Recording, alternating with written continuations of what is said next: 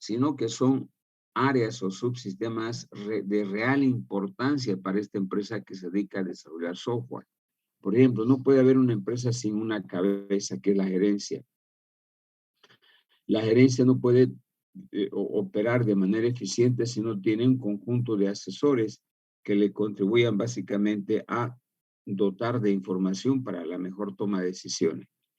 La gerencia no puede ser eficiente si es que no cuenta con elementos de apoyo representados por las diferentes áreas, como por ejemplo el departamento de contabilidad, que tiene una misión específica de una empresa, el departamento de sistemas, que es la parte sustantiva o la parte medular de una empresa que desarrolla software, con sus diferentes etapas del desarrollo de sistemas o software. El departamento de análisis, el departamento de diseño, desarrollo y el departamento de prueba. Entonces, en una empresa de desarrollo de software, por ejemplo, este departamento viene a constituirse la parte fundamental, viene a ser la parte que le genera valor a la empresa, que le genera personalidad para posicionarse en el mercado.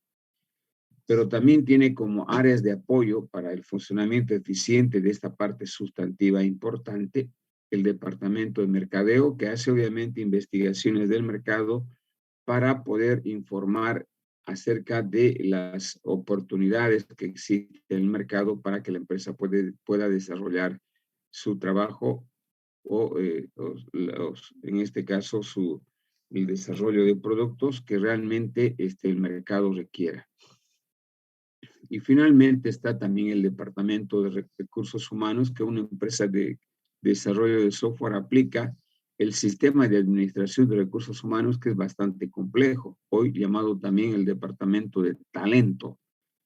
El departamento de recursos humanos o talento tiene la misión de aplicar, ¿no?, los mecanismos de administración de recursos humanos desde el momento de la selección del personal, la capacitación del personal, la introducción, el desarrollo del personal y la evaluación, e inclusive el retiro.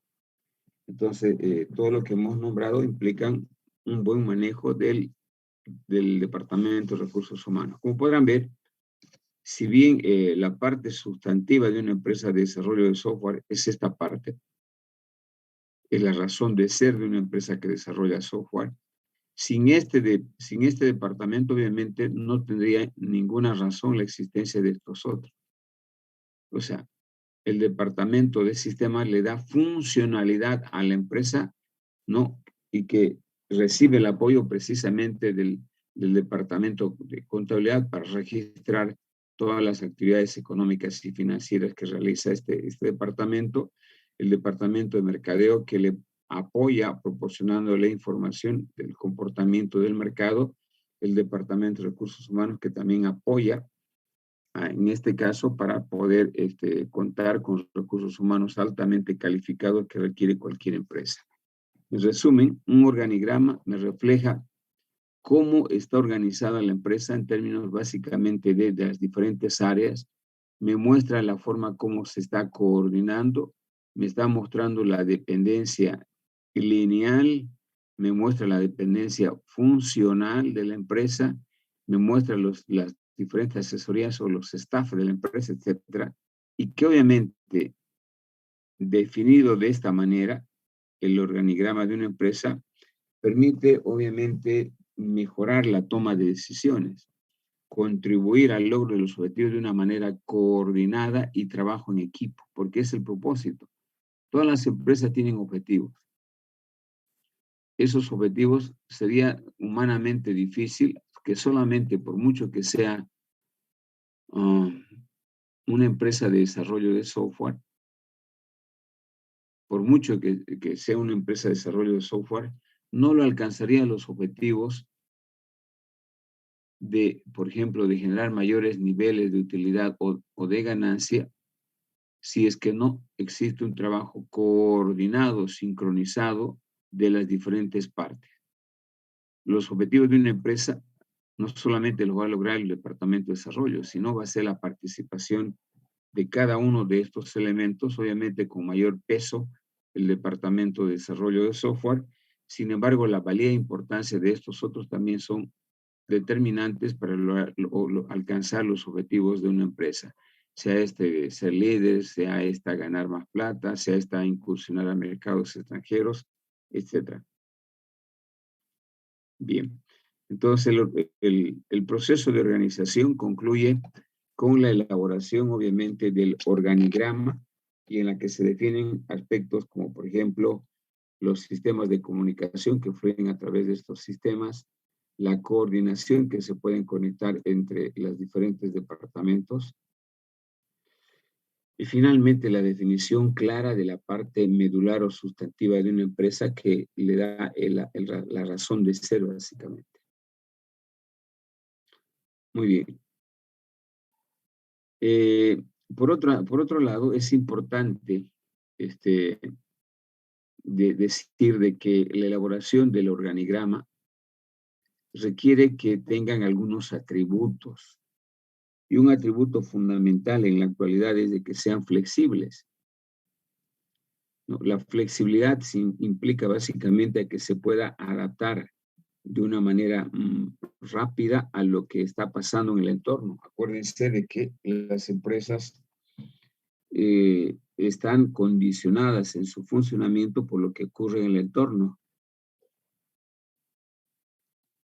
Es decir, el entorno social, político, económico, tecnológico, demográfico, influyen de manera determinante al funcionamiento de una empresa.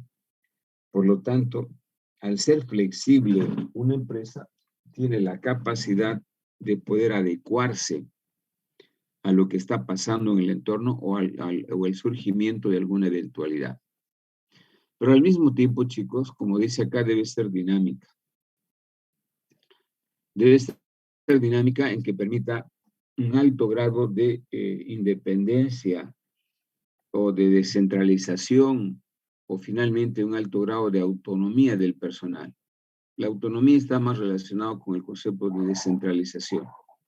La descentralización implica que la toma de decisiones no se concentra solamente en la cabeza, sino se delega a otros niveles. En la medida que la empresa no esté centralizada, obviamente va a permitir un nivel alto de adecuación o adaptación a la nueva realidad que está pasando en un determinado país. Lo que está pasando actualmente con la pandemia. Frente a a estas variables incontrolables por una empresa, ¿no? Para hacerle frente a estas situaciones debe tener la capacidad suficiente una empresa de poder ser flexible por un lado y por otro lado debe generar una autonomía para que sus miembros no se lleguen a adecuar a la nueva normalidad que se le llama hoy. Y esa nueva normalidad es, por ejemplo, la interacción de las empresas ya no es de persona a persona, lo que se llama el face to face. El face to face era la forma clásica de atención de una empresa con sus clientes. Un cliente que quería desarrollar un software, que quería una aplicación informática, iba a una empresa y hablaba con el gerente de lo que quería. Hoy no hay necesidad. La nueva realidad nos muestra de que las transacciones ya no se realizan en un entorno de face to face, de cara a cara entre el comprador y el vendedor, sino de manera básicamente virtual. En consecuencia, ese, por ejemplo, es un fenómeno que exige que las empresas tengan la capacidad de adaptarse, como por ejemplo a esos eventos que no estaban, obviamente, si vale el término, pronosticados a que se ocurra, ¿no? De esa manera drástica como llegó la pandemia. A eso le llamamos flexibilidad, autonomía de gestión, para que obviamente la empresa se amolde, se adecue a la nueva realidad y al mismo tiempo para que tanto su personal así como las tareas que realizan, obviamente se adapten a los cambios que se van dando en el entorno producto de una serie de fenómenos. Asimismo, podríamos decir de que la estructura organizacional conjuntamente, fíjense ustedes, los procesos operacionales que se ejecutan en una empresa las tecnologías de la información y comunicación, aparte del organigrama, la definición de los procesos, cómo se van a ejecutar y el uso de la tecnología de la información y comunicación constituyen obviamente la infraestructura fundamental que hace que la gestión de una empresa sea eficiente o sea ineficiente. No es suficiente tener el dibujito, el organigrama. Necesariamente yo debo tener el apoyo, en este caso, del uso de las tecnologías de la información y comunicación. Tengo que definir claramente los procesos operacionales que se van a ejecutar en la empresa. Si se tienen esos tres elementos, podemos hablar obviamente de un funcionamiento que va a garantizar a la empresa el logro de sus objetivos. En ese entorno altamente dinámico, donde estamos haciendo referencia a la nueva dinámica que está generando, por ejemplo, la pandemia del COVID, ha aparecido un fenómeno muy interesante que ustedes también lo perciben, lo han percibido, seguramente, como es el surgimiento de las organizaciones virtuales. Hoy las organizaciones virtuales se constituyen en una actividad que a partir de la pandemia ha tenido mayor fuerza en cuanto a crecimiento.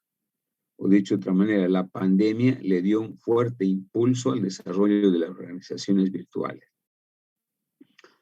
En consecuencia, la organización virtual es una nueva forma de organizar una empresa, dejando un poco de lado la organización clásica que estábamos viendo a través de este dibujito. Esta es una organización clásica, respaldado por un organigrama. Hoy, esta forma de organizar una empresa está quedando relativamente obsoleta por la nueva realidad que nos ha determinado la pandemia del COVID, donde se ha dado un impulso. No significa que por la pandemia empezó a surgir la organización virtual, no, sino que ya existía la organización virtual, pero su crecimiento estaba lento, al menos en nuestro país comparado con otros países. La pandemia le dio el fuerte impulso al desarrollo de las organizaciones virtuales como contraposición a la organización clásica, respaldada por un organigrama. Para empezar, una organización virtual, por ejemplo, no requiere organigramas, no requiere dibujos, no requiere que la empresa tenga locales, que no requiere que tenga áreas o departamentos delimitados así inflexiblemente. En fin, existe una serie de cambios que está modificando la forma clásica de diseñar o de utilizar el proceso de organización, respaldado fundamentalmente en un organigrama, que la empresa debería contar con una gran infraestructura, si hablamos de una empresa mediana o grande, con gran cantidad de personal, etcétera. Todo eso está cambiando gracias a la intensificación del e-commerce o el comercio virtual, ¿no?, que realizan básicamente las organizaciones virtuales. Esta imagen es elocuente, como podrán ver ustedes. Dentro de una pantalla de una computadora hay dos manos que se van dando, que es producto precisamente de que la organización virtual, apoyada fundamentalmente por el desarrollo de las tecnologías de la información y comunicación, han eliminado las barreras de la distancia o de las fronteras entre países.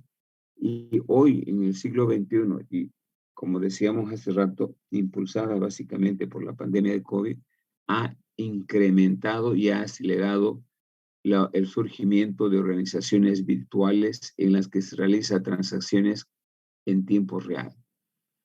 La clásica forma de hacer interacción económica, face to face, cara a cara en español, está quedando ya casi en el olvido, se está convirtiendo en obsoleta, porque hoy no hay necesidad de hacer la transacción cara a cara, sino de manera virtual, a través precisamente de este tipo de organizaciones que se constituyen en una revolución actual no solamente en algunos sectores, sino en la mayoría de los sectores, que cada vez va tomando mayor importancia y mayor cuerpo, o obligados en esta primera parte en nuestro país por el surgimiento de la pandemia. En concreto, podríamos decir de que las empresas virtuales son aquellas que, a diferencia de las organizaciones tradicionales apoyadas en un organigrama, pueden funcionar sin una estructura organizacional, sin un local fijo y con la mínima cantidad de recursos humanos. Y en ocasiones hasta sin recursos humanos. Pueden haber una empresa donde solamente el gerente propietario sea el único, que haga todo el proceso de manera digital. En este tipo de empresas existe una característica fundamental, que es la forma de desarrollar y aplicar innovaciones exitosas. Gran parte de estas empresas virtuales están apoyadas por cambios disruptivos en el uso fundamentalmente de la tecnología como un facilitador a la adaptación hacia la nueva realidad. Y que por otro lado permiten, ¿no?, enfrentar de manera exitosa, al menos actualmente, a los mercados altamente competitivos, turbulentos, como es el mercado actual. Es decir, el mercado para todas las actividades,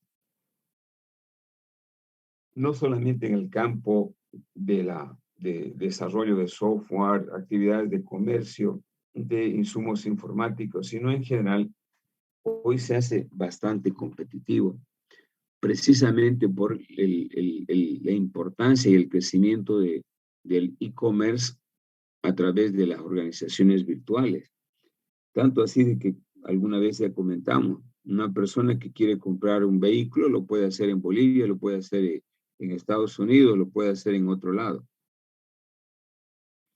Las distancias, las barreras de los países se han eliminado precisamente a través de las organizaciones, a través del apoyo de las tecnologías de la información y comunicación, y han fomentado el surgimiento o el crecimiento acelerado en algunos casos de las organizaciones virtuales. Eso también está ocurriendo en nuestro país, aunque todavía de una manera un poco más lenta. Esto es importante, por favor, quiero que tomen nota. Las organizaciones virtuales son formas organizativas nuevas. Nuevas, al menos para nosotros los bolivianos, aunque en otros países ya han tomado mucho cuerpo, ¿no? Y que resultan de, primero, reemplazar las interacciones cara a cara, esto es lo que se llama también face to face, con interacciones remotas, soportadas básicamente por comunicaciones electrónicas, llámense estas aplicaciones, líneas telefónicas o portales de Internet, donde los agentes económicos realizan transacciones en tiempo real.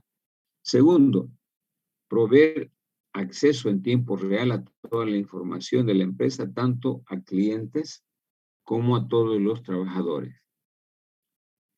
Aquí hay un pequeño error, ¿no? Esto es clientes, por si acaso. Entonces, este segundo elemento, que también es importante, hace referencia básicamente a la realización de transacciones de manera intensiva en tiempo real a través de las empresas virtuales, ¿no? Y que obviamente promueve y facilita no solamente las organizaciones virtuales para hacer este tipo de transacciones, no solamente facilitan el trabajo de los agentes internos, sino también lo perciben los clientes de una manera tangible. Por ejemplo, aquí podemos hablar del teletrabajo. El teletrabajo, en algunos casos, está promoviendo una mayor eficiencia de los trabajadores, porque no tienen que trasladarse a su lugar de trabajo, perder tiempo, pueden tener mayor rendimiento, mayor productividad, y eso obviamente impacta en la empresa con mayores rentabilidades, mayores beneficios. Pero también el cliente, ¿no?, al recibir los servicios en tiempo real, puede evitarse costos de traslado a los lugares donde quiere adquirir, puede disminuir costos de recibir capacitación de manera virtual, etc. Bien, las organizaciones virtuales no solamente están en el campo de bienes bienes del campo informático o servicios informáticos, sino está ligado a cualquier actividad, inclusive, fíjense ustedes, la parte educativa, lo que estamos haciendo hoy. Este proceso de enseñanza virtual es producto precisamente de una presión de la pandemia y que está dando lugar al uso de las tecnologías de la información y comunicación, a la utilización de algunas plataformas, ¿no? Que antes no estaba pensado su utilización por la definición de la forma de enseñanza que era de tipo presencial. Sin embargo, la pandemia ha obligado a que las empresas también desarrollen aplicaciones, plataformas para poder actuar mejor con sus clientes, en este caso los estudiantes. Bien, un ejemplo claro a nivel ya de empresas posicionadas en el mercado de empresas virtuales son estas que estamos nombrando acá, Skype, Amazon, eBay, etcétera, que son empresas muy conocidas en el ámbito de compras, en el ámbito de distracción, ¿no? Fundamentalmente, y que son empresas que tienen su naturaleza eminentemente virtual, de lo que estamos hablando, obviamente, ¿no? Esto hace de que las organizaciones virtuales permitan la posibilidad real de abrir mercados potenciales a un costo relativamente bajo, tomando en cuenta que no necesito, por ejemplo, abrir agencias o sucursales en diferentes departamentos o a países. A través básicamente de la organización virtual se puede llegar a todo el mundo, lo que implica básicamente ahorro de recursos fundamentalmente y que tiene un impacto directo en los costos, como dice aquí la presentación. De la misma manera, no solamente el proceso de producción, sino también los procesos de comercialización. Normalmente las empresas en su actividad cotidiana, al menos aquellas a las industrias, tienen dos etapas, ¿no? Que uno es el proceso de producción y el otro es el proceso de comercialización. Las organizaciones virtuales pueden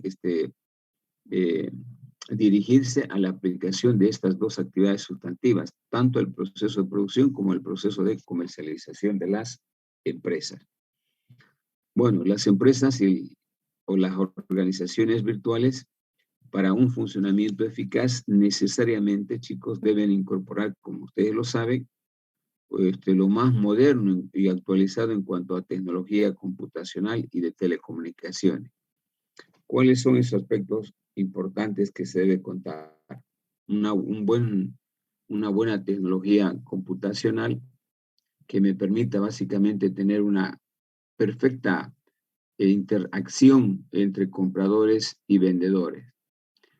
Necesito una base de datos, ¿no?, relacionales para poder contar, en este caso, con mi potencial de mercado. Es necesario contar con redes de computadoras para interactuar de manera eficiente con los clientes, contar con los servicios de Internet, extranet, ¿no?, intranet, en el caso de las empresas para toma de decisiones y para interactuar con los clientes, el extranet. Es importante un segundo elemento que es la tecnología comunicacional, como por ejemplo, si bien los correos electrónicos están quedando ya en desuso, sin embargo todavía, al menos en nuestro país, tienen vigencia los enlaces satelitales para poder actuar no solamente en el campo informático, sino también en el campo educativo, formación de recursos humanos, la fibra óptica o finalmente los videoconferencias que se están utilizando actualmente con bastante éxito en el campo de formación de recursos humanos principalmente. Un tercer elemento es la logística.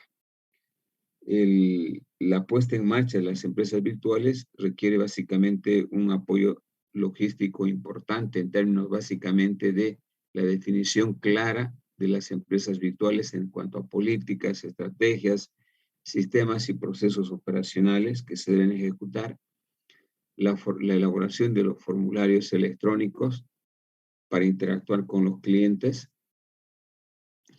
sistemas de información gerencial para asistir básicamente, en este caso, a la mejor toma de decisiones que garanticen básicamente el funcionamiento de la empresa.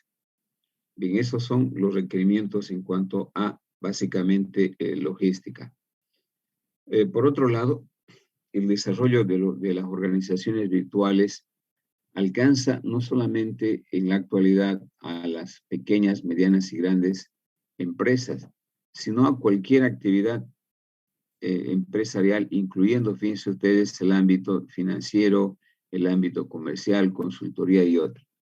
Es decir, actualmente podríamos indicar inclusive que las organizaciones virtuales encajan muy bien para las pequeñas empresas que tienen dificultades a utilizar el marketing a través de los medios, por ejemplo, de televisión, radio, etcétera. ¿No? El diseño de tiendas, de organizaciones virtuales les permite abaratar costos, ser más accesible, llegar a mercados antes impensables, llegar como empresa pequeña. Es decir, tiene una serie de ventajas, ¿no? Y que como las empresas pequeñas, las pymes particularmente, carecen de recursos limitados, ¿no? El interactuar a través de las organizaciones virtuales les abarata bastante sus costos para poder acceder a nuevos mercados. En realidad, las organizaciones virtuales no tienen un límite. Bajo esta lógica, cualquier empresa que realice una actividad productiva de servicio puede estar representada por una organización virtual. Bueno, en la parte del comercio electrónico requiere de un espacio, página web u otros para poder interactuar de una manera eficiente con los clientes, ¿no? Asimismo, para exponer los productos o servicios y además con un diseño sencillo y moderno y de fácil navegabilidad, básicamente, y finalmente que sean amigables, básicamente, con los clientes. Eso pasa, por ejemplo, con las organizaciones virtuales denominadas banca virtual. La banca virtual ha desarrollado aplicaciones bastante amigables que no requieren gran conocimiento para hacer transacciones y posiblemente sea uno de los sectores más importantes que ha desarrollado esto de la organización virtual, precisamente porque los clientes no asistan a sus locales o a sus lugares de operaciones, precisamente por el alto riesgo que implicaba la pandemia. Entonces, las instituciones financieras han dado lugar a que básicamente se desarrolle con mayor intensidad el concepto de organización virtual. Bueno, en las organizaciones virtuales también es importante incorporar otros elementos complementarios que garanticen un aporte importante de estas empresas para la interacción con los clientes, como son los catálogos, ¿no? De los bienes o servicios que la empresa oferta, las imágenes que deben ser elocuentes. Hay un dicho muy popular que dice que todo entra por la vista. Entonces, cuando se tienen especificaciones, catálogos adecuados, especificaciones técnicas que explican las bondades o características del producto, obviamente hay una alta probabilidad de realizar transacciones. Bueno, no sé, antes de ver la calidad del proceso de organización clásico, ¿algún comentario, alguna pregunta de las organizaciones virtuales?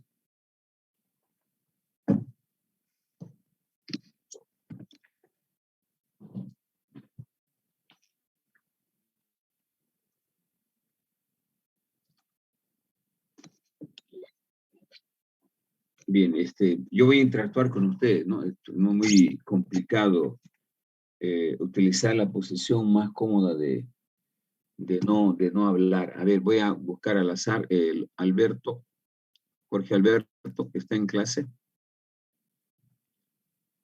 Jorge Alberto Tito Ramírez.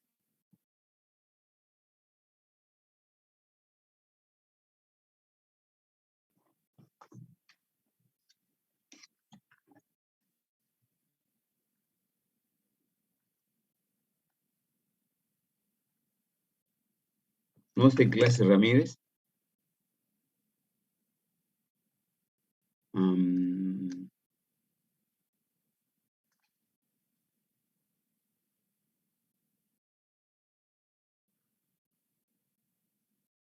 Méndez, Marco, Mancilla, Machaca, Kevin. Déjeme ubicar al que le llame y si no contesta le voy a sacar de la clase.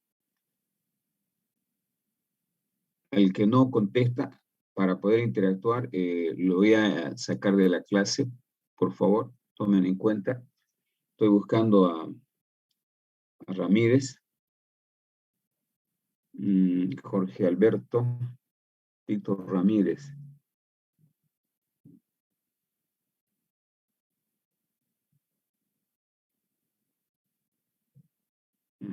Acá está.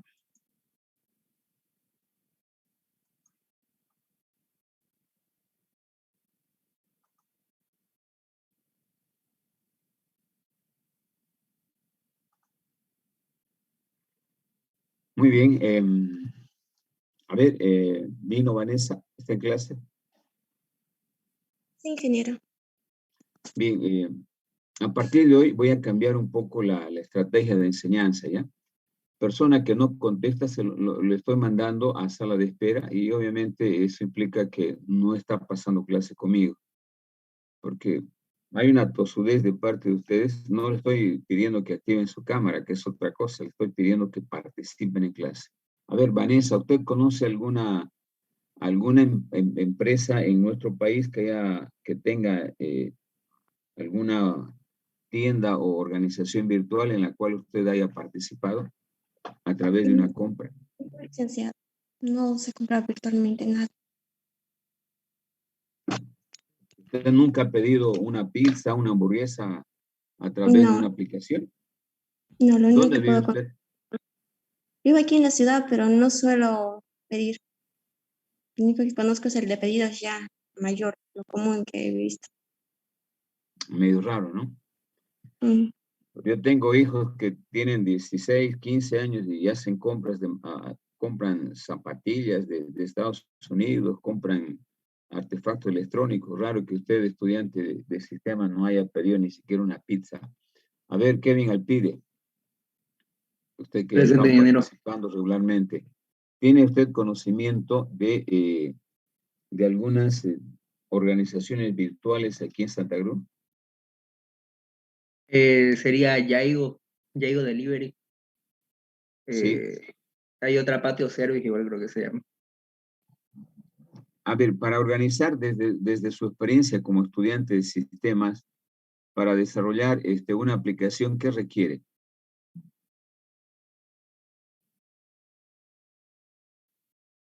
Para, Principalmente yo creo que sí, adelante, Kevin. se cortó. Ya, primeramente yo creo que para hacer una aplicación hay que saber para qué mercado primero, las necesidades y, y ver a qué público va a ir dirigido, ¿no? Y ya sería crearla prácticamente, ¿no? Bien, evidentemente, sí, fíjense ustedes, empresas, particularmente de comida durante esta pandemia, han desarrollado las organizaciones virtuales a partir de pequeñas aplicaciones sencillas, que no se necesita gran cosa, pues, ¿no? Los sectores de mayor desarrollo a través de organizaciones virtuales han sido las farmacias, han sido las empresas de comida, la banca. Imagínense ustedes una pandemia sin salir durante las primeras cuarentenas, las 2 cuarentenas que hemos tenido, la gente no salía a ningún lado. Entonces, ¿cómo hacían transacciones? Obviamente a través de aplicaciones que desarrollaron, como por ejemplo la banca virtual, donde las personas ya no había que ir a hacer el ejercicio del face to face, ir a un banco, entrar al banco, ir a un cajero y decirle quiero retirar una plata. Eso pasó un poco a la historia actualmente, ¿no? Si bien todavía se sigue haciendo, obviamente en la medida en que la gente vea la importancia que tienen las transacciones virtuales, va a ir asimilando esa nueva forma de interactuar. Otra institución pública, y fíjense ustedes, contrariamente a lo que se dice de las instituciones públicas que son burocráticas, etcétera, ha sido Impuestos Internos. Hoy Impuestos Internos ha desarrollado un soporte informático para hacer operaciones en tiempo real sumamente importante, a diferencia de otras instituciones. De la misma manera, cuando ustedes ven que para pedir un servicio de Internet, para pedir un servicio de alguna operadora de teléfonos, etcétera, existen aplicaciones con las cuales usted puede realizar, en este caso, operaciones. Entonces, la presencia de la persona en el local, en el lugar donde quiere comprar o pedir un servicio, ya están pasando gradualmente a la historia, ¿no? Es más, la pandemia ha servido para que muchas personas aprendan, inclusive a utilizar el Internet para realizar transacciones, para crear empresas. Quiero compartir, a ver si tengo acá esta información. Déjenme ver un ratingo.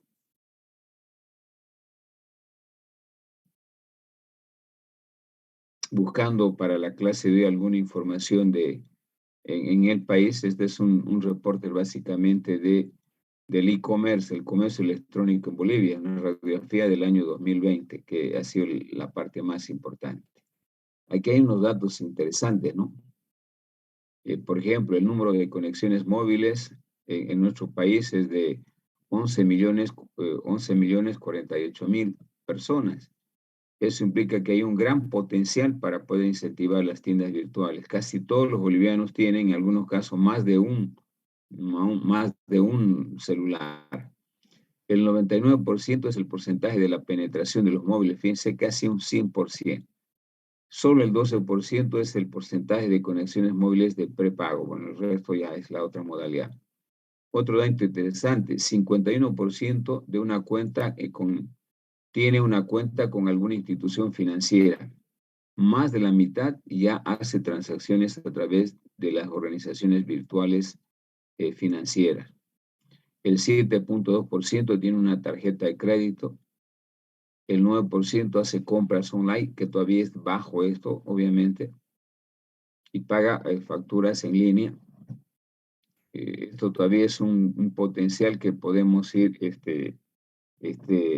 incrementando precisamente a través de la creación de tiendas virtuales. Y el 7.1% tiene una cuenta de billetera móvil, que también todavía es bajo. Sin embargo, seguramente antes de la pandemia, que no pude encontrar para hacer este tipo de comparación cómo estaba el desarrollo de la organización virtual, seguramente esto no estaba cerca del 20 o 30%, pero con la pandemia ha llegado al 51%. Es el sector que mayor desarrollo ha tenido en la digitalización, la banca virtual. Y bueno, esos aspectos interesantes que hacen de que evidentemente la penetración de las tiendas virtuales en Bolivia ha sido importante y significativo, ¿no? Particularmente, como decíamos, el impacto del COVID en el comercio electrónico en Bolivia, ¿no?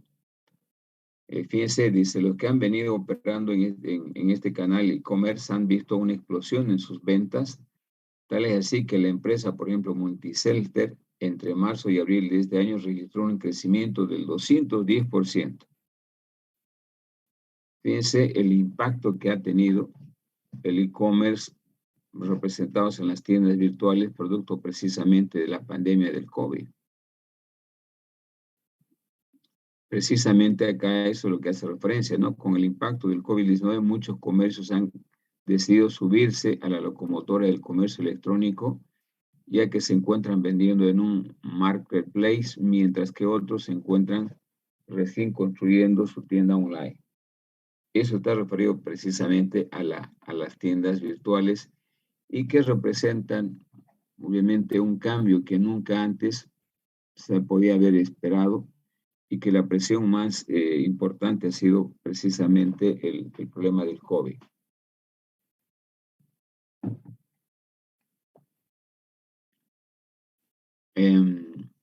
Definitivamente, inclusive para muchos ingenieros en sistema, la pandemia se ha constituido una oportunidad para desarrollar algunas aplicaciones para interactuar, para que las empresas interactúen con los clientes. En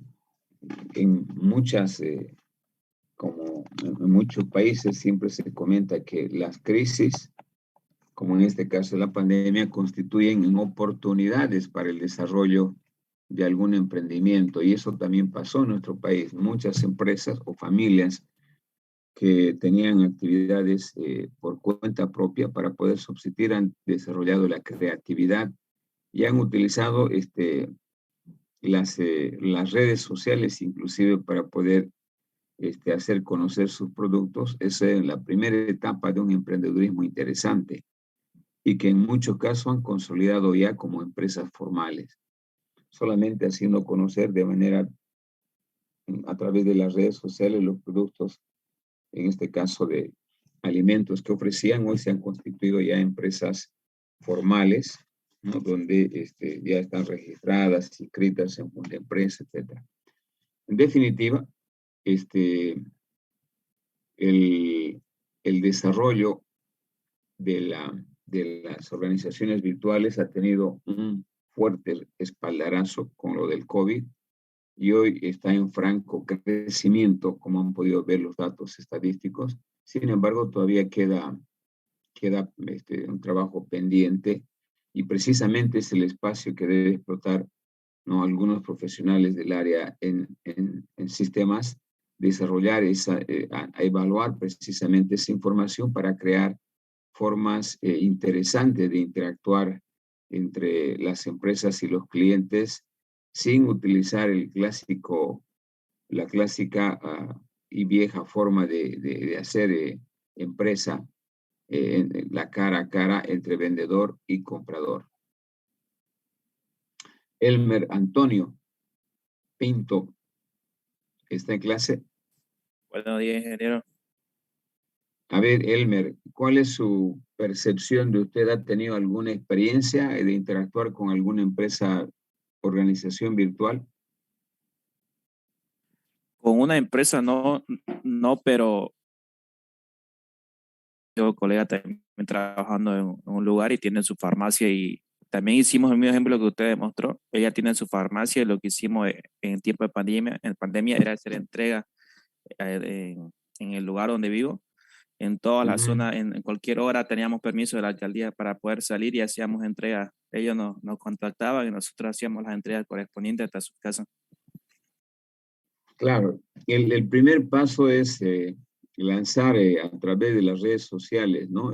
Un teléfono para hacer pedidos, pero ya varias empresas han desarrollado en el rubro de las farmacias aplicaciones. Ya son organizaciones virtuales esas, ¿no? Donde a través de la aplicación usted puede hacer reservas, puede hacer cotizaciones de productos, puede hacer compras, y a través del mecanismo de logística le puede llegar el producto a su casa. Entonces, la organización virtual hoy está llegando obviamente a niveles que nunca antes se había pensado, y está tomando importancia significativa. Y como decía hace rato, también es un mecanismo, una oportunidad para poder desarrollar capacidades e innovaciones, particularmente de los estudiantes y futuros ingenieros en sistemas. Muy bien, vamos a continuar con la presentación del trabajo. Y lo que viene acá es hablar un poco de aspectos importantes que se deben considerar básicamente en cuanto al tema de la calidad de la organización clásica, es decir, la forma de representar a la organización de una manera clásica con un organigrama, un poco manteniendo la posición un poco tradicional, si vale el término, de organizar mi empresa a través de un organigrama. Para ello es importante considerar algunos aspectos que ya lo habíamos nombrado inclusive más antes. El organigrama, el dibujito donde están las diferentes áreas de la empresa, para su elaboración debe necesariamente considerarse lo que la empresa quiere lograr, lo que la empresa hace y lo que la empresa pregona. Yo estoy utilizando ya otros términos bajo el supuesto que ya saben que es una misión-visión, ¿no? Ya saben que la visión es lo que la empresa quiere ser, quiere alcanzar. Y ya saben que la misión, lo que la empresa hace, y la filosofía viene a ser los principios y los valores, lo que pregona una empresa un poco para posicionar su imagen, su marca. Entonces, el organigrama, si yo lo dibujo solamente porque a mí me gusta y no tomo en cuenta estos elementos, no va a contribuir demasiado. Porque al crear áreas o departamentos seguramente lo voy a hacer con el propósito de alcanzar esta empresa idealizada que se llama visión, o para cumplir mi actividad de una manera eficiente, que es la misión, y para poder posicionar la personalidad de la empresa con ciertos valores para que la conozcan a partir de esa marca. La personalidad de la empresa está representada básicamente por los atributos que tenga en cuanto a empresa seria, empresa formal, empresa que desarrolla trabajos de calidad, etc. Pero también es importante considerar los objetivos de manera clara y precisa que tiene la empresa para alcanzar en el corto plazo. Acuérdense que los objetivos definen lo que la empresa quiere lograr alcanzar, qué es lo que quiere lograr. Y ese querer lograr implica que debe tener una estructura que viabilice y le garantice lograr los objetivos. De la misma manera, las políticas y estrategias de la gestión empresarial deben estar claramente definidas porque las políticas son mecanismos de orientación para la mejor toma de decisiones. Entonces, si la empresa tiene definidas claramente las políticas, todo lo que yo decida ejecutar en mi organigrama van a estar mucho más claros.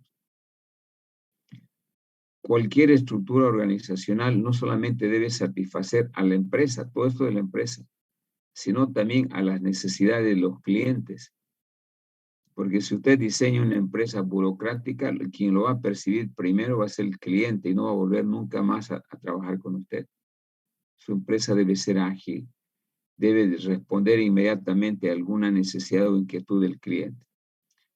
Para ello también usted debe contar con canales y sistemas de comunicación, sean estos tradicionales o virtuales, para hacer el famoso concepto de feedback o retroalimentación.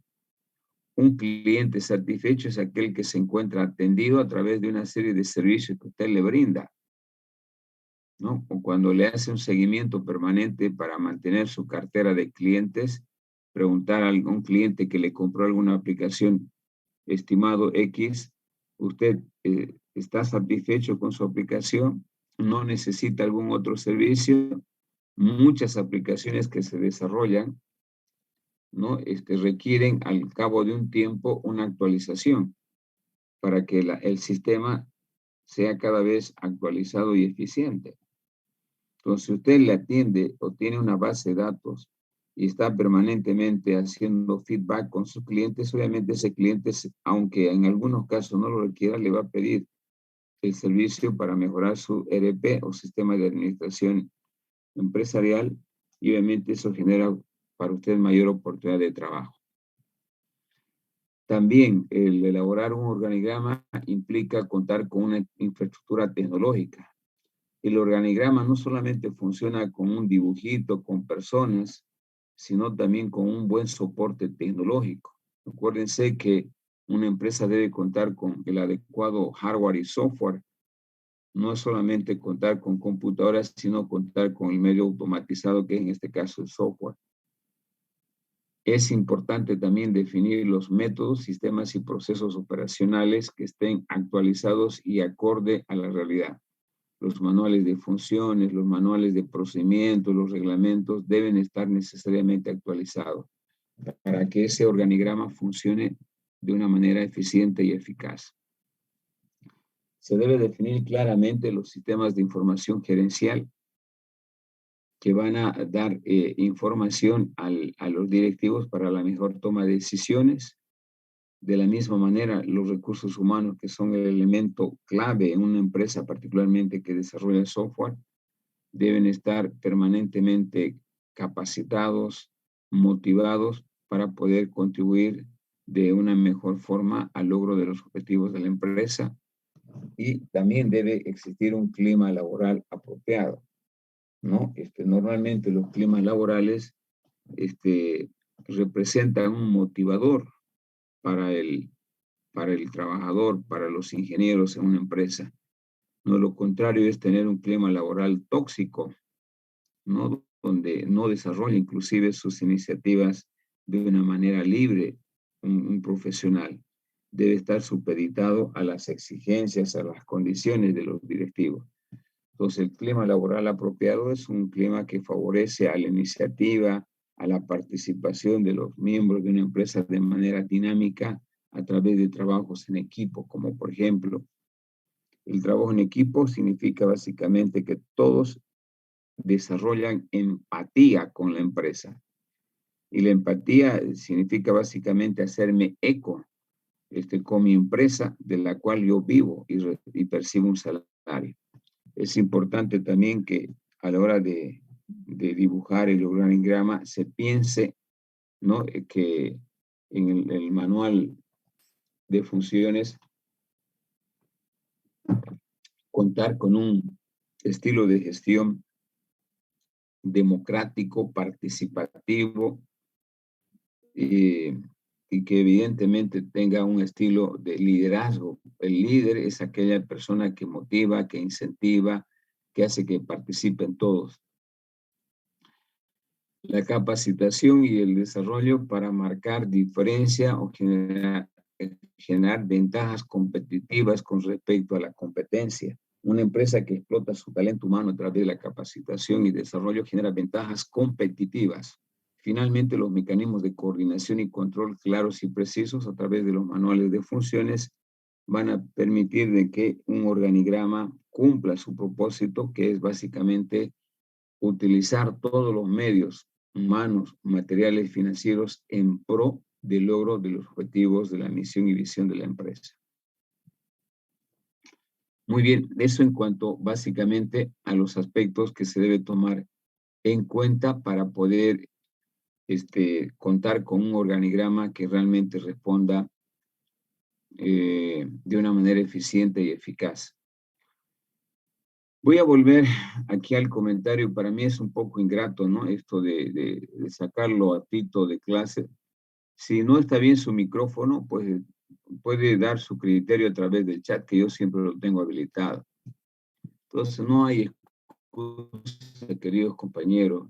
El problema de ustedes es una tosudez a la participación, ¿no? Y lo que yo quiero es que la clase, para que no sea tediosa, para que no sea aburrida, donde yo solamente hable, sea participativa. Y estos son aspectos que ustedes, como ingenieros en sistemas, lo están viendo, lo están experimentando. Entonces, no son pues temas que están fuera del alcance de la opinión de ustedes. Reitero, una clase amena es cuando existe una interacción permanente entre los docentes y estudiantes. Una clase tortuosa como la que quería cambiar es cuando solamente yo hablo y no dejo que ustedes participen. Además, yo sé que muchos no lo activan, hay su perfil y hacen de que están pasando clases. Eso ya es una queja generalizada de varios docentes y se ha establecido que al menos cada 20 minutos se les pide a los estudiantes que activen cámara para tratar de solucionar este problema. Entonces, no es otra cosa, ¿no? Yo no tengo muchas herramientas para que ustedes puedan participar, pero su participación es importante, queridos alumnos, para que una clase sea llevadera. No es bueno que solamente el docente, por mucho que sea docente, hable y hable. Eso es tedioso y una clase muy aburridora. El hecho de que se les pida a ustedes su participación, inclusive, es para enriquecer.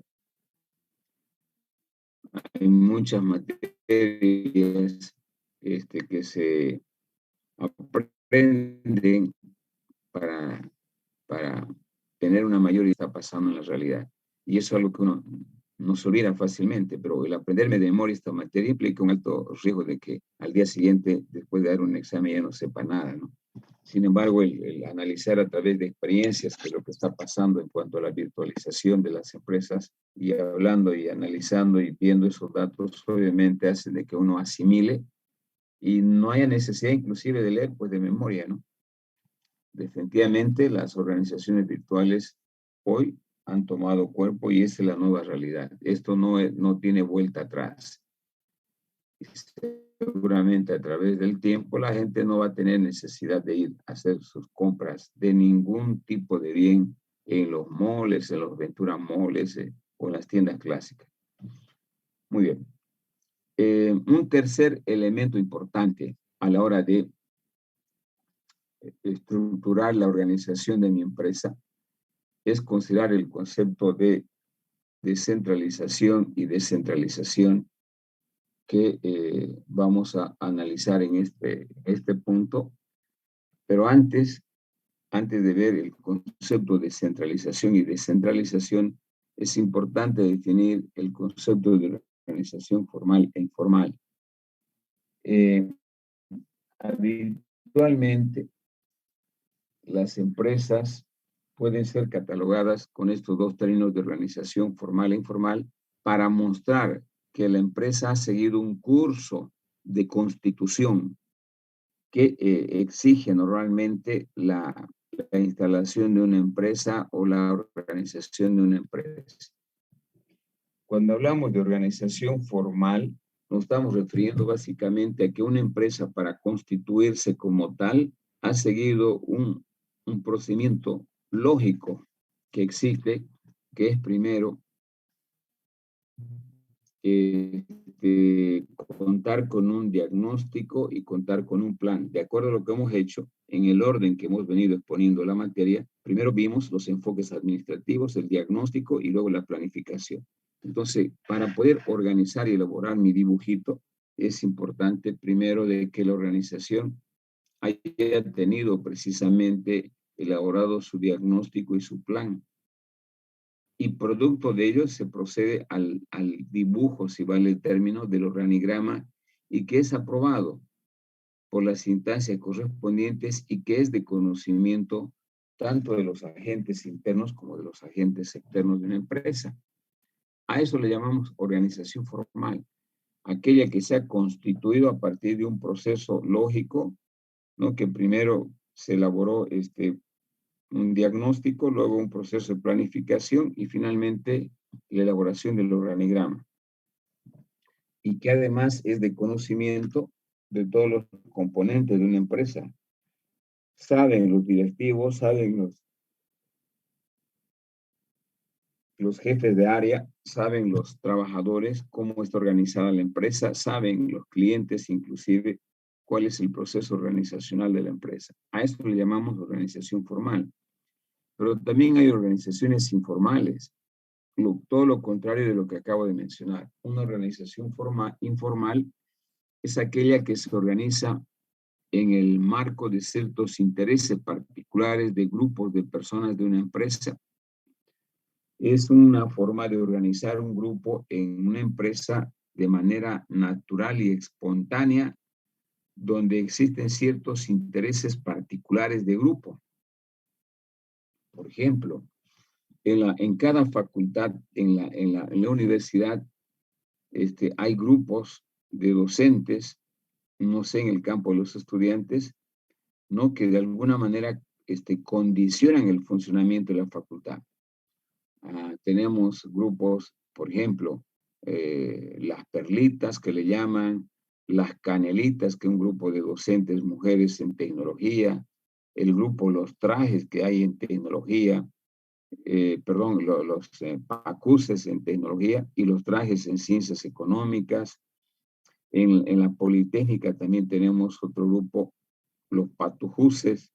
En fin, hay agrupaciones en cada carrera y en cada facultad, al igual que puede ocurrir en la alcaldía, en la prefectura, en cualquier empresa, que conforman grupos informales, es decir, grupos de personas o miembros de una empresa que al calor de una cierta actividad masiva de, por ejemplo, jugar fútbol, hacer frontón, hacer los jueves de frate, etcétera, que se reúnen periódicamente y de que condicionan el funcionamiento de una empresa.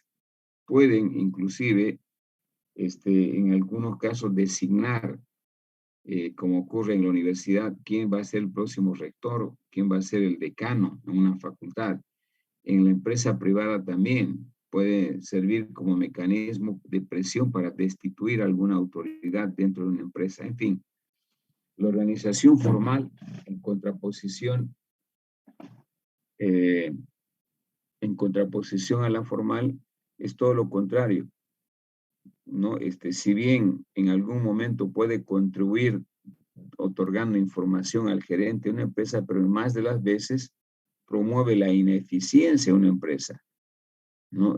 A través de los sindicatos, los grupos informales presionan a que la empresa, por ejemplo, pueda ejercer algunos beneficios para los trabajadores, o pueda los trabajadores a través de los grupos informales presionar la destitución de algunas autoridades, etc. En todo caso, en las organizaciones, ya iba dirigido esto, se debe evitar en lo posible la conformación de las organizaciones informales, porque constituyen una amenaza para el funcionamiento normal de una empresa. Se debe priorizar básicamente el fomento a la organización formal. Bien, en este tipo de organización, la estructura organizacional, el organigrama que acabamos de ver hace rato, así como los sistemas y los procesos y procedimientos operacionales, son básicamente resultados de un proceso de elaboración de un diagnóstico y planificación. Y todo lo que se hace en la parte de organización están respaldadas por documentos que son legalmente aprobados por las instancias correspondientes en una empresa privada, por el dueño, los gerentes o los dueños de la empresa, en una empresa pública por la MAE, que es la máxima autoridad ejecutiva, etc. Paralelamente, les decía, pueden también existir grupos informales o organizaciones informales que se refieren básicamente a formas de organización de un grupo de personas en una estructura organizacional formalmente definida y las relaciones de comunicación y niveles de autoría y responsabilidad existentes sin ninguna formalización.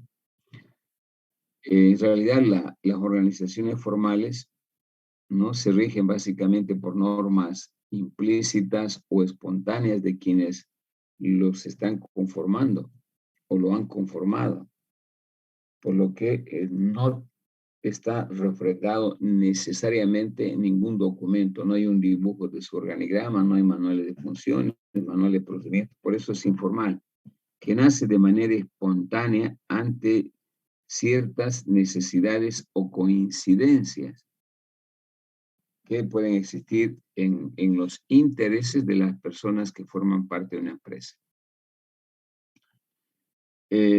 Básicamente, las organizaciones informales realizan actividades colectivas con la participación de todos sus miembros, ¿no? Y que su misión básicamente es obtener objetivos de beneficio particular o de reivindicaciones, como hacen los sindicatos, por ejemplo, ¿no? Que presionan para que les den incrementos, presionan para destituir al gerente, etc. Finalmente, la organización informal no permite el funcionamiento eficiente y eficaz de las empresas, ¿no? Porque generalmente conflictúan, ponen obstáculos al mejor funcionamiento y la toma de decisiones en el entendido en que están en contraposición sus intereses versus intereses de la empresa en general o los objetivos formulados. Pues una vez que ya sabemos qué es empresa formal e empresa informal, podemos finalmente ver estos dos elementos que también son importantes que se consideren a la hora de organizar mi empresa. Van a ver que estos dos términos de centralización y descentralización tienen que ver de cómo utilizar la autoridad en una empresa. Generalmente la diferencia sustantiva está en que las empresas, por ejemplo, centralizadas, concentran absolutamente todo el poder en una sola persona. En cambio, las empresas descentralizadas son las que delegan autoridad, comparten la autoridad entre algunas unidades. Entonces, si usted tiene una empresa que desarrolla software y es pequeña, es posible que se pueda utilizar un enfoque centralizado en su organigrama, donde usted es el tipazo, hace de todo, es el hombre orquesta, el hombre múltiple. No, que eso generalmente no funciona en una empresa mediana y una grande, pero en una empresa pequeña sí, ¿no? Donde el dueño, el gerente propietario hace todas las funciones. Si usted se imagina una empresa que desarrolla software, vamos a pensar de que en esa empresa el gerente hace todas las actividades, busca los trabajos, marketea su empresa, hace los registros de todos los ingresos y egresos, desarrolla software, etc. Es decir, eso es centralizar, hacer todos los procesos o actividades de una empresa por una sola persona. O está presente en la mayoría de los procesos. Lo contrario es descentralización, que implica delegar. Que, por ejemplo, el dueño de una empresa que desarrolla software se concentre solamente en vender la imagen de la empresa, en fortalecer las relaciones con los clientes, pero los otros procesos de desarrollo de software, la parte contable, la parte de marketing, delegue a otras áreas de conocimiento para cumplir de una manera eficiente y eficaz el proceso, en este caso, de organización. Y eso es lo que vamos a ver en la centralización y la comparación de la descentralización. Otro aspecto importante para que se acuerden cuando veamos esto en un examen. La centralización es concentrar todo el poder en un centro, en un lugar. Eso pasa, por ejemplo, el país es altamente centralizado. Gran parte de los recursos que se generan por la actividad industrial comercial en Santa Cruz se concentran en La Paz. Y de La Paz se distribuyen en migajas a los departamentos, incluyendo Santa Cruz. Eso es centralizar. Y descentralizar es de que en el plano de departamento es que los propios departamentos no definan dónde y cómo utilizar sus recursos. No esté centralizado o dirigido desde La Paz. A nivel de empresa es parecido. La centralización consiste en acaparar el poder dentro de una empresa, ¿sí? Y que está relacionado básicamente con la delegación de la autoridad y la responsabilidad. La centralización o las empresas centralizadas no delegan la autoridad y la responsabilidad, sino más bien concentran en una sola persona. Es por eso que decimos de que es importante analizar las situaciones para el diseño de un organigrama, así como de los sistemas y procedimientos operacionales de una empresa, ¿no? Se considere cuál es la importancia que tiene la centralización y la descentralización en la toma de decisiones. La centralización, como pueden ver en esta imagen, suponiendo que esta fuera la empresa, está centralizada por la autoridad, que es este dibujo acá de otro color. La autoridad y responsabilidad centrada en la parte más elevada de la empresa. Entonces, conceptualmente, una centralización implica cuando todas las decisiones o la mayoría de las decisiones están concentradas en el gerente, en el dueño de la empresa, o la mayoría de las decisiones son tomadas en el nivel superior de una empresa. Y precisamente la centralización concentra el poder de la autoridad y la responsabilidad, y es el ejemplo clásico de las empresas públicas, incluyendo la universidad, ¿no? Y es una imagen de la centralización, es el escritorio. En algún momento ya comentábamos de un director de carrera, de un decano. Si su escritorio está expedito, su función las toma de manera descentralizada. Si está lleno de papeles, está centralizando la toma de decisiones. Es una buena imagen para definir cómo está concentrado la autoridad en una empresa, eso de ver papeles o lleno de papeles en el escritorio. Cuando el poder de decisiones se concentra en un único punto de la organización, en una sola persona, hablamos de un organigrama centralizado o lo que implica que no está delegando autoridad. Hoy, debido a los cambios que se van dando en la parte económica y financiera, no se recomienda que las empresas sean centralizadas porque requiere desarrollar el talento, la iniciativa propia de los agentes en una empresa. Cuando yo centralizo, los quemo, esas iniciativas, los hago robot a mis ingenieros.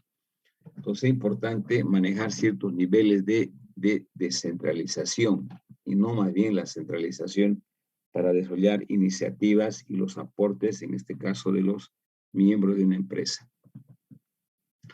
Bueno, en algunos casos se puede justificar la centralización, particularmente en aquellas empresas pequeñas, ¿no? Donde existen entre 3, 4 personas. Si eso es posible que esté centralizado. Pero más de las veces, hasta las pequeñas empresas que tienen una planta de personal entre 20 y 25, las medianas de más de 50 y las grandes más de 100, ¿no? Deben manejar básicamente procesos totalmente expeditos, llanos, sencillos o descentralizados. Bueno, aquí estamos indicando de que se justifica básicamente en empresas pequeñas de cualquier rubro, de cualquier actividad.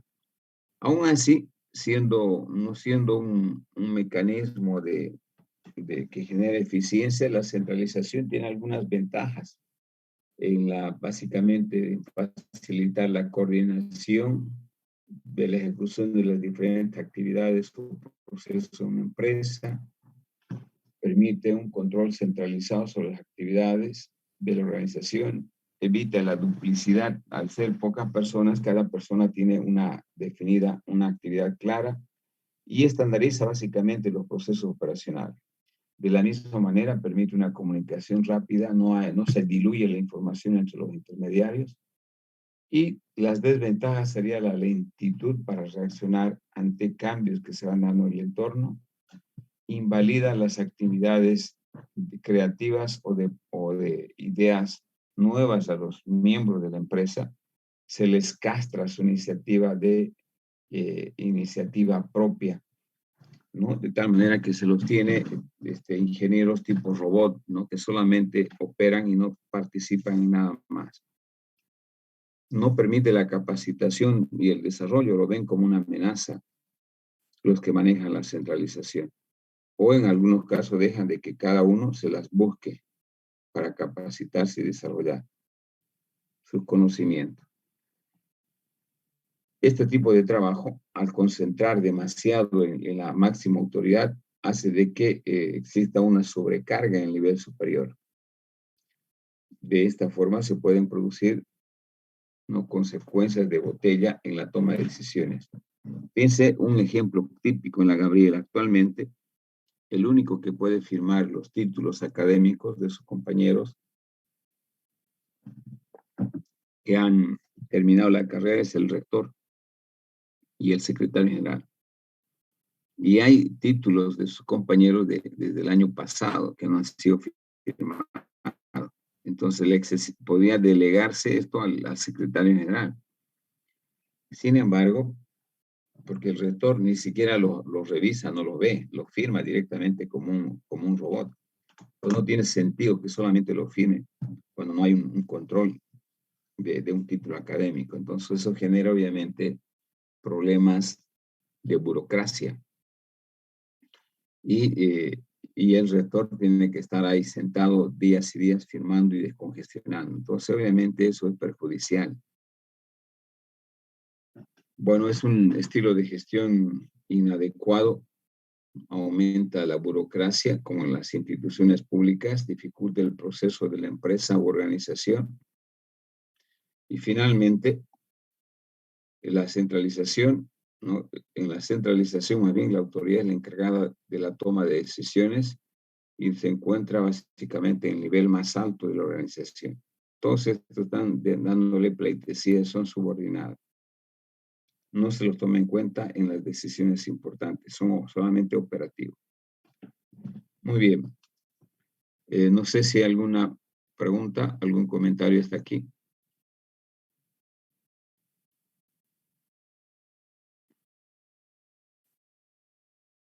Bien, continuamos. Lo contrario a la centralización es la descentralización.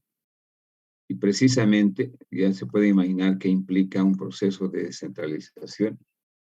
Ustedes pueden ver aquí la descentralización implica que el poder central de la empresa se delega a varias partes de acuerdo a las necesidades que tenga la empresa.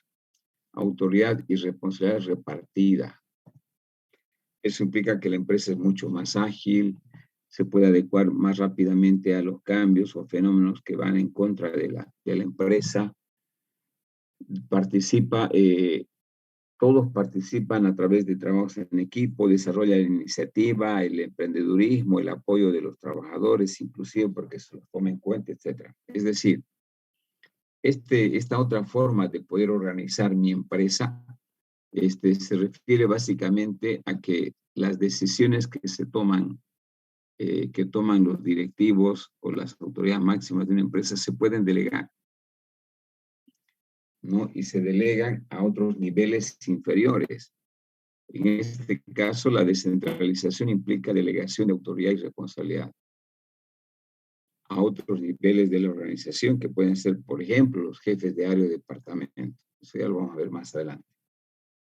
Es decir, que todos los procesos de descentralización permiten el procesamiento y distribución y recuperación y disponibilidad de información y documentos en los niveles inferiores. No solamente toma decisiones el dueño, sino también delega algunas actividades a los jefes de área o departamento.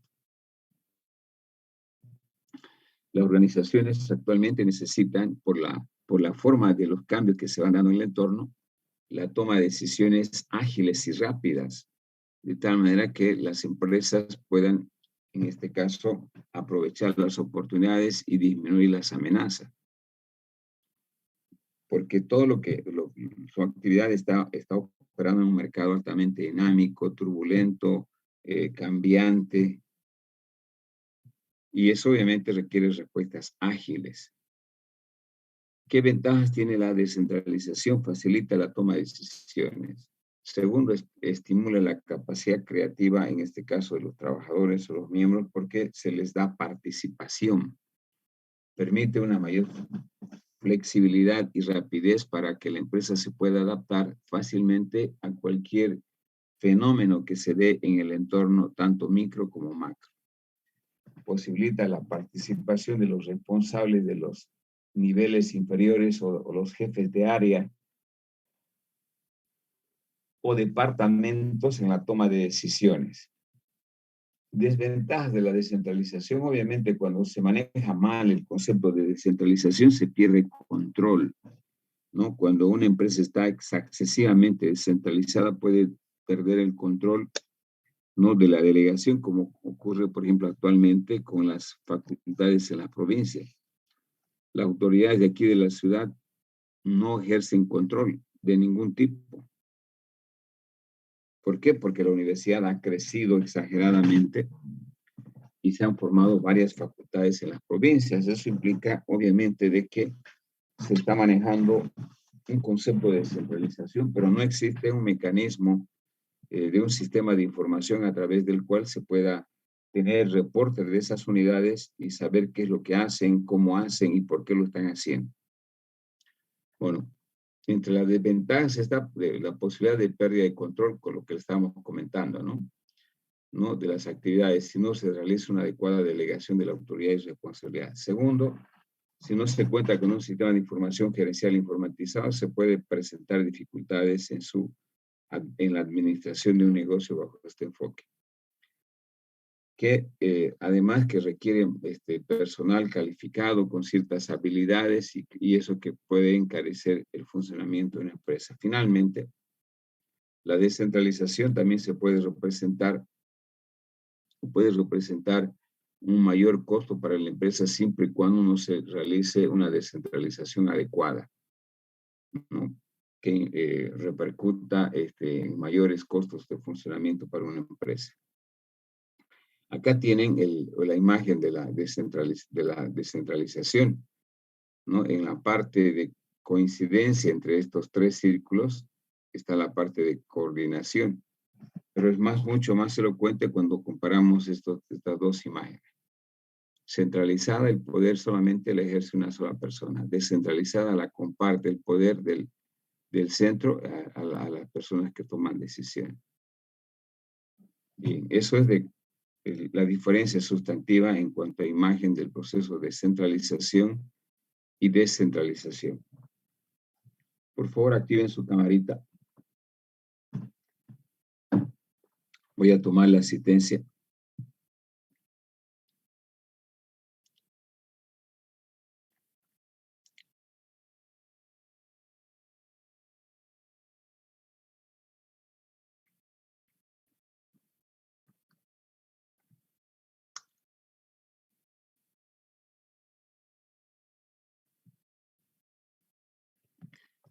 Muy bien, pueden salir si gustan, pueden salir de la cámara.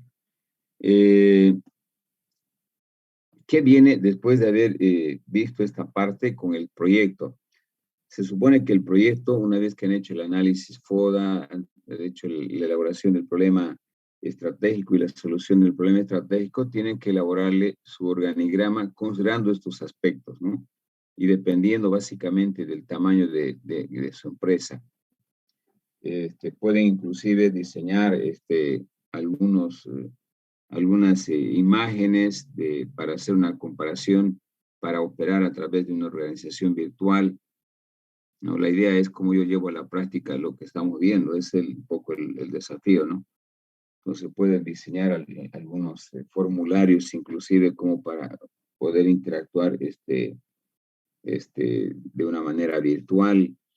Pueden ver algunas ventajas de algunas redes sociales en las cuales se puede participar su empresa, si es que no tiene una aplicación específica, ¿no? Eso es importante. Hoy, como decíamos, cualquier negocio de cualquier rubro debe estar necesariamente en las redes de manera virtual para poder interactuar mejor con los clientes. Entonces, lo que tienen que hacer es el dibujito, el organigrama, considerando estos aspectos que hemos nombrado, y en segundo lugar, ver alguna posibilidad de dar un servicio también de manera no presencial, sino de manera virtual. Para ello, diseñar tal vez un prototipo de una posible aplicación o de algunas imágenes con las cuales puede interactuar su empresa en el entorno. No sé si hay alguna pregunta.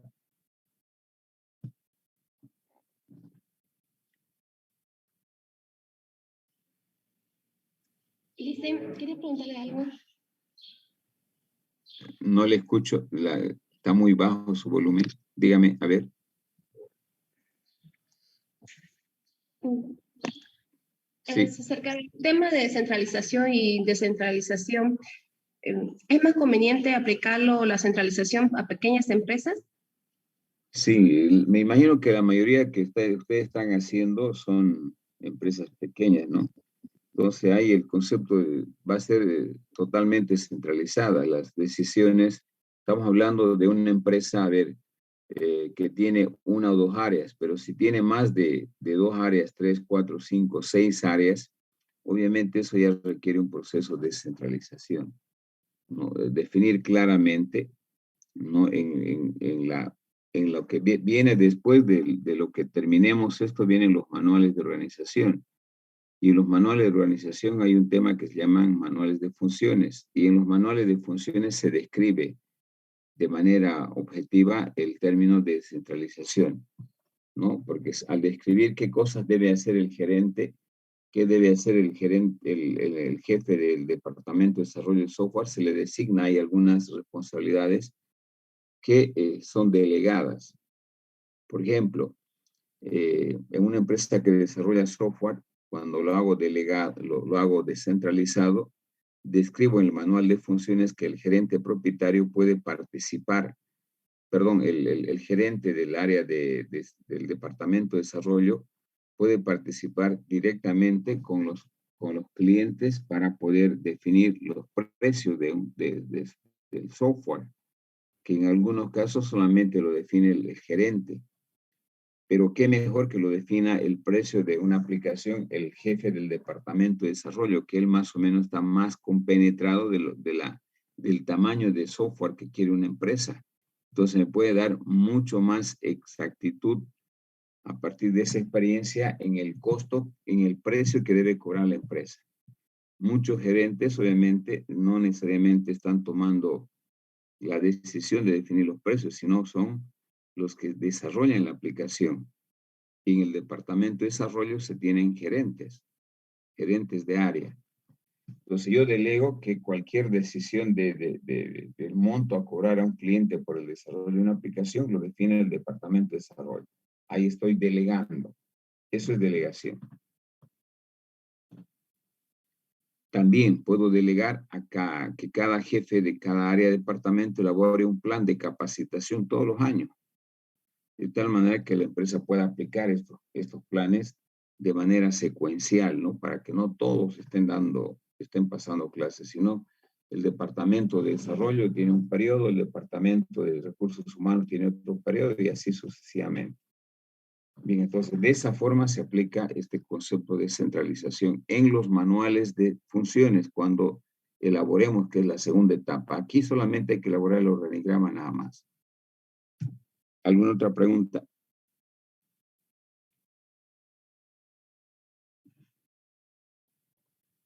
Acerca del primer parcial, ingeniero. El primer parcial lo van a tener la próxima semana, los resultados. Son 15 días que tenemos para mostrarles el examen. Estimo que el próximo jueves ya les voy a estar entregando su examen. Con relación al segundo parcial, antes del receso por Navidad y Año Nuevo, vamos a dar el segundo parcial, que incluye esta parte que es la larga de organización y la próxima unidad que se llama manuales de organización. Son 2 capítulos para el segundo parcial. Bien. Ingeniero, una consulta le Adelante. puse. Sí, Sagredo. Disculpe, es que estamos justamente en la semana de retiro y algún compañero y mi persona también, no, por motivos personales no tengo yo nota del primer parcial. Entonces yo quería consultarle si es que en el futuro podría haber algún recuperatorio o algo para recuperar un tanto esa nota y no, le consulto para decidir ya que estamos en semana de retiro, porque es un rojo pues y nos afecta harto. Esa es la consulta que quería hacerle. Simón, ¿usted dio el examen? No No tengo la dio, nota de Excel. o sea, no dio ni el examen teórico ni práctico. Ninguno, no estaba mal de salud, ingeniero. No tenía acceso a un celular tampoco, no pude. Sí, Pero en pero el Simón, a futuro, ver, voy a suponer que usted estaba con COVID. Se supone que si usted tenía que dar un examen, podía escribir en el grupo, podía escribir a su privado el docente que estaba con COVID o el problema, ¿no? La posición más cómoda, Simón, es precisamente esa, no dar y bueno, se las arregla, ¿no? Esa es la posición más cómoda. Pero si usted comunicara, yo me enterara de que está usted con algún problema, obviamente no tengo problema para tomarle un examen, preparo un nuevo examen y le tomo. Pero si usted no comunicó, obviamente no dijo absolutamente nada, pues yo no puedo hacer mucho, ¿no? Y eso es parte de la negligencia del estudiante, querido Simón. Yo soy muy flexible cuando se trata de estas situaciones. Yo sé que todo el mundo está supeditado a un evento que le puede ocurrir cualquier rato, pero obviamente eso se comunica. Y en la medida que ustedes hayan comunicado, cosa que no he visto, entonces es un poco fomentar la negligencia. El estudiante, no, dime, lo va a tomar o me va a dar un trabajo práctico. Eso no funciona conmigo. Pero si usted me haya comunicado de que tenía un problema, sí, yo estaba obligado moralmente a tomarle un examen. Pero eso no hubo, ¿no, Simón? No, no, ingeniero, pero yo solamente le consultaba si es que de aquí para adelante podría haber algo, ¿no? Para recuperar un poco, porque imagínese, sin un parcial afecta bastante a la nota, pues, ingeniero. Sí, yo precisamente le reitero, yo doy la oportunidad siempre y cuando ha sido comunicada la razón por la cual no pudo. Y puede ser de que haya sido por la enfermedad, ahora que estamos atravesando la cuarta ola, o por algún contratiempo laboral. Siempre hay una razón, pues, ¿no? Pero Sí. eso es cuando el estudiante comunica. Yo no puedo ser adivino, ¿no? Lo contrario es una negligencia. Definitivamente, yo soy ya, por esta altura de la vida, soy viejo, más de cerca de 30 años en la carrera desde que era informática. Entonces ya los conozco.